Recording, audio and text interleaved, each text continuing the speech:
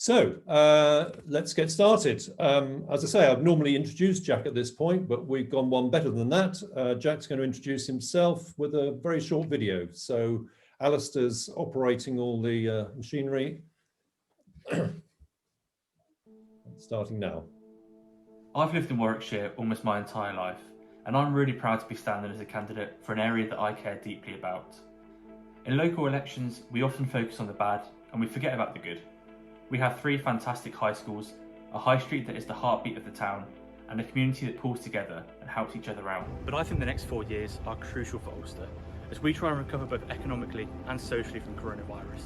First, we need to support our high street. It's full of independent pubs, shops and cafes. However, the majority have been closed for the best part of a year. They urgently need support from local leaders to get them back trading again so that they can continue to provide for our town. Secondly, I want to fight for our public services. Funding has been drastically cut over the past 10 years, which means less for our schools, social care and mental health services and transport infrastructure. I want to see our high schools get more money, reverse cuts to special educational needs services and back calls for a £4 million fund to tackle health inequality across the county.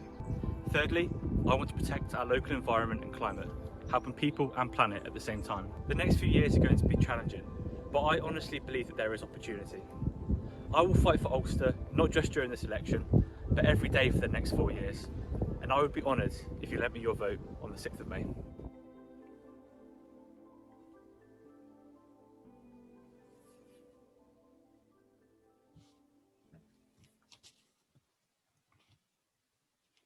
Brilliant. Thanks, Jack, for sorting that out and preparing that for us. So just to get us going then, Jack, a couple of questions from me, if I may. The first one is, could you just tell us something about yourself personally?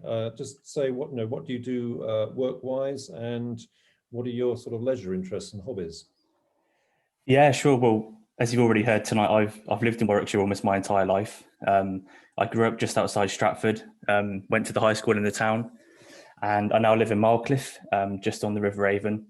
A bit about me, I've always been someone who's passionate about politics. And in fact, I studied European politics at Maastricht University in Holland for 4 years before coming back to the UK.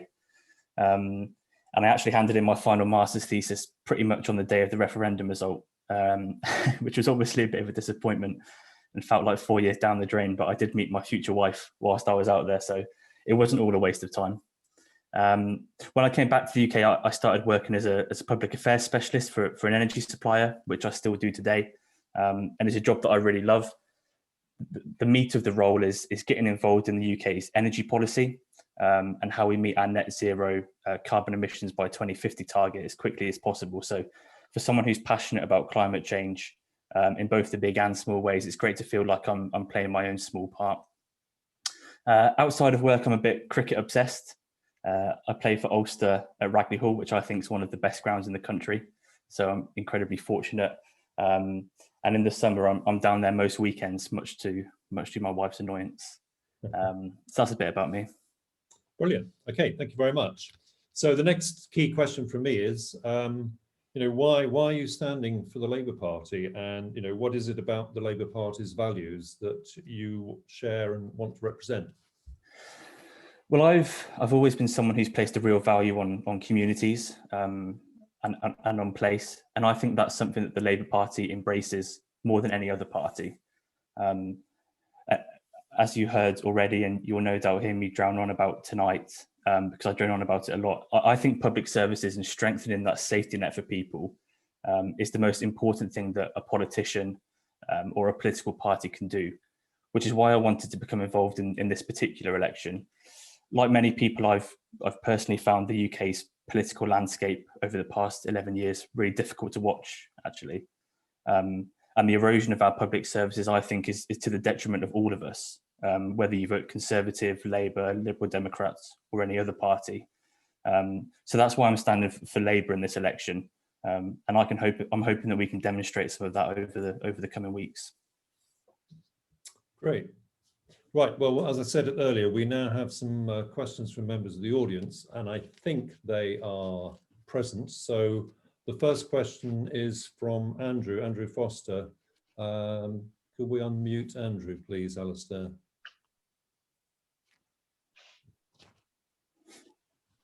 Good evening. Can you hear me okay? Yeah, I can hear you, Andrew. Good evening, Jack from Somerset. Managed to get a week away with the family and the kids. Very nice.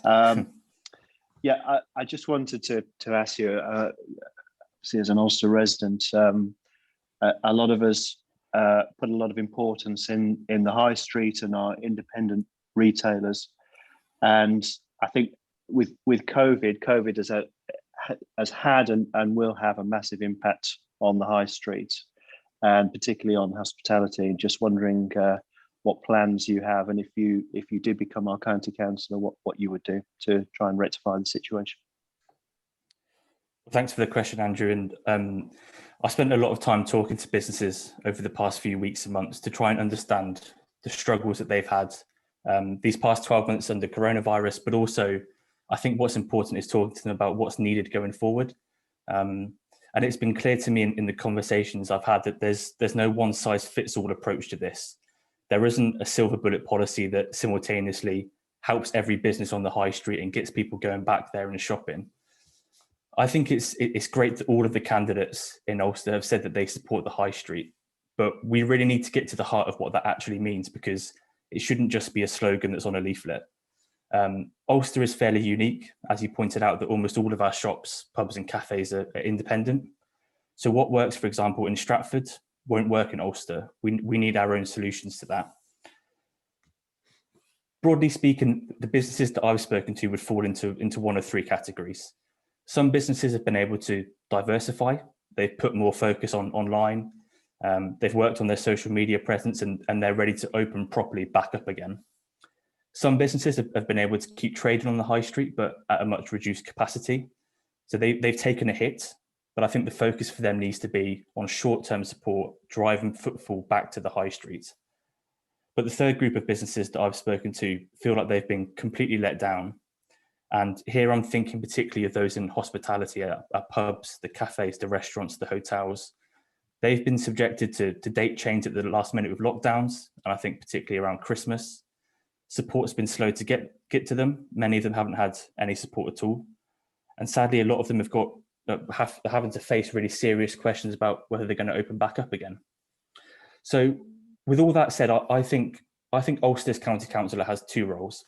Firstly, in the short term, they need to do everything they can over the next 6 to 12 months to encourage people back, to try and make the town as safe as possible, maximise whatever kind of central government support is going to be made available, and really champion the totally local initiative that's just come into place. But secondly, and I think more fundamentally, Ulster's County Councillor needs to provide some long-term support. So the questions I would be asking is, can Warwickshire County Council provide funding for a local business council to bring everyone together? Can we get a full-time employee whose role it is to come up with and market events? Can they enter Ulster for national awards to try and raise our reputation? And can they also help to apply for grants and help businesses with that sort of admin process? I think there's also a role that a councillor's got to play in trying to learn from other towns. So I noticed, interestingly, that Henley have received some funding from Warwickshire County Council to completely revamp their website. And they're going to be introducing a food and ale trail into Henley. I can't see why Ulster couldn't do that. I think of all of the towns around the area, Ulster's got some fantastic pubs, cafes, delis that I think would put many of them to shame. So I think that's what a county councillor needs to be doing, is really fighting, championing what's great in the town. And the high street is certainly great in our town. Great, thanks, Jack. And our next question we had submitted was from Kat Price, who I think is in the audience. Kat, over to you. Thanks, Jonathan. Hi, Jack. You talked earlier about the cuts, obviously, you know, in the longer term, not just over the last year, but the much more longer term cuts we've been looking at for public services. What do you think you can do to actually try and mitigate these or reverse them? And where do you see the county council's role in that? Thanks, Kat. And absolutely, how we fund and protect our public services will be crucial. I've already spoken a little bit about how important this election is, and it is important in recovering from coronavirus. But make no mistake, that recovery has been made a hell of a lot harder from the cuts that we've had to our public services over the past 11 years. There's been a 35% real terms cut for Warwickshire County Council's budget since 2010. That means £6 million a year less for Ulster schools, roads, social care and mental health workers. The government has fundamentally failed on its obligation to properly fund our public services. Council tax as a percentage of Warwickshire County Council's budget has gone from 28% in 2010 to 46% this year. Now, some of you might wonder why that's important, but what it essentially means is that central government is footing less of the bill, and they're relying on your council tax to see public services through the biggest economic decline in more than 300 years. So what specific areas would I look at? Well, I think two of the most pressing are funding to our schools and funding for our health and social care provisions. So if I start with schools, I think that Ulster is unique in this election. We've got 3 fairly big high schools in what is quite a small town. According to the National Education Union, those schools were underfunded by more than £500,000 in 2020, and the average spend per pupil was down £444 on what it should be. So as Ulster's councillor, I would lobby first for an increase in the dedicated schools grant, which is the money that comes from central government to fund our schools. But I'd also make the case for more funding from the council's own budget to try and meet that shortfall. Another issue that's particularly close to my heart is special educational needs and disabilities funding. So that's been drastically cut by government over the past 10 years. Just some statistics I pulled out earlier. 14% of children across the UK are considered to have a special educational need or disability. And what really got me is that they're 6 times more likely to be excluded from school and account for almost half of permanent exclusions. And now that's not because they're bad children, that's because the services have been cut and the support isn't there for them. So I want to even out the opportunities offered in education, and more funding for SEND services would certainly help with that fight. And then finally on health and social care, I think if this pandemic has revealed one thing, it's that we need to protect and cherish our health service, and that applies right across the entire sector. So I won't repeat the figures, but suffice to say that it's another area that's been cut drastically in the past 11 years. I support Warwickshire Labour's manifesto pledge, which is to introduce a £4 million fund to tackle health inequality across the county. But I'm also supportive of attempts to reduce waiting times for both adult and children to be treated for mental health difficulties. Great, thanks, Jack. Right, we have another question now from Bob Malloy. Bob's there, I think. We could unmute. Yes, hi, can you hear me? Yeah, we Hi, can. Bob. Thank you. Thanks, Bob. Okay. Jack, Ulster's, like every other town, city in the country, has suffered badly during COVID. The economy has obviously taken a huge hit. Hopefully we might be at the very, very early stages of recovery. But I keep hearing the phrase green recovery. And I'm just wondering what you think about whether that should be the focus. Is the green recovery the focus? And if it is, what would that mean for Ulster? Well, I do think the best approach that we can take to recovering from coronavirus is to make our recovery as green and sustainable as possible. As I mentioned earlier, I work in the energy and climate sector, and every day I'm engrossed in exactly how we go about doing that. And I think actually that local authorities have a really important part to play in this.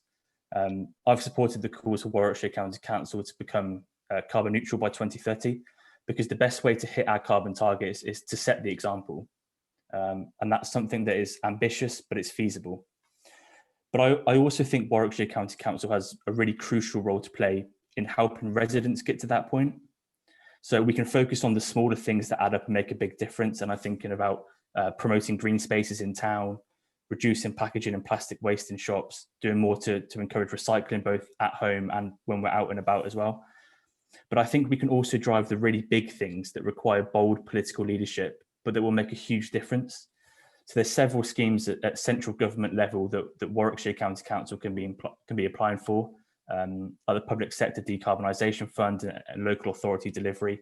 And we can use those to really drive green change in the country. For Ulster specifically, I think this is staggering, but 10% of households in the town still live in fuel poverty.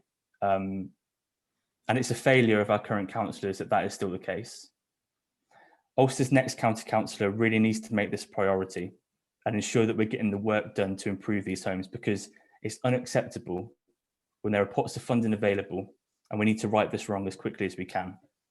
And if we can secure funding for these schemes and start to green up the 300 or so homes and buildings in Ulster that need it the most, then it really will be a green recovery in action, because it means in Ulster we're creating jobs for solar installers, insulation installers, electric vehicle charging technicians, heat pump technicians, auditors, admin staff, whilst at the same time we're reducing our emissions, reducing energy bills, and making our areas greener to live. So I do think it's really important that we do build back greener. Great, thanks Jack, and thanks Bob for that question. And now I turn to Bryn Turner, who's got a question on a different subject. Bryn. Good evening, everyone. Good evening, Jack. You may be aware that there's a proposal for a new Aldi supermarket on the Birmingham Road. It's been quite controversial with Ulster residents generally, and I just wondered what your position was, Jack, on that.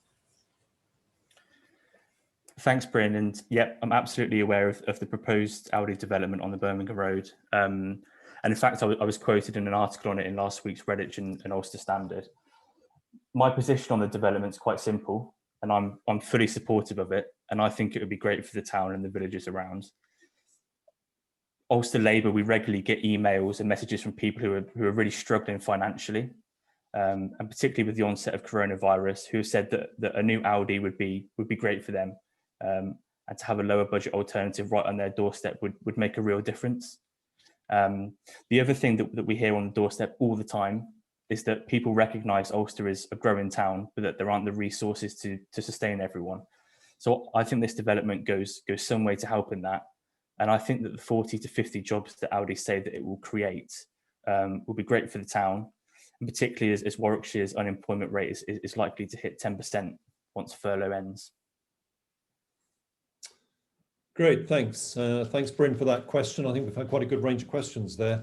That's the end of all the pre-submitted questions. I've just had a look. We haven't got any other questions in chat. So I'm just going to end, Jack, if I may, with one more question from me.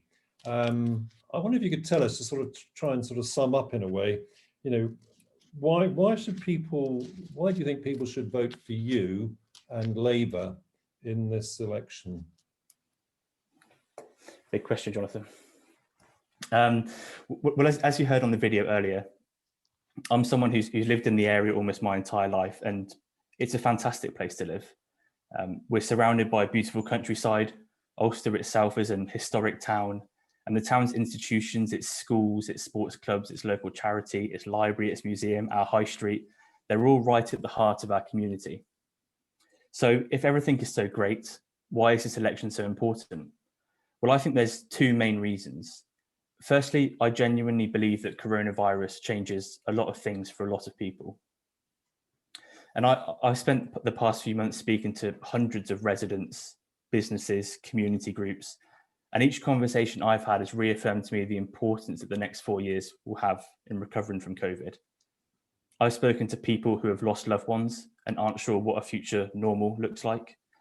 I've spoken to parents whose sons and daughters have lost jobs, homes, and partners, and the worry that they feel is real, pressing, and it's constant.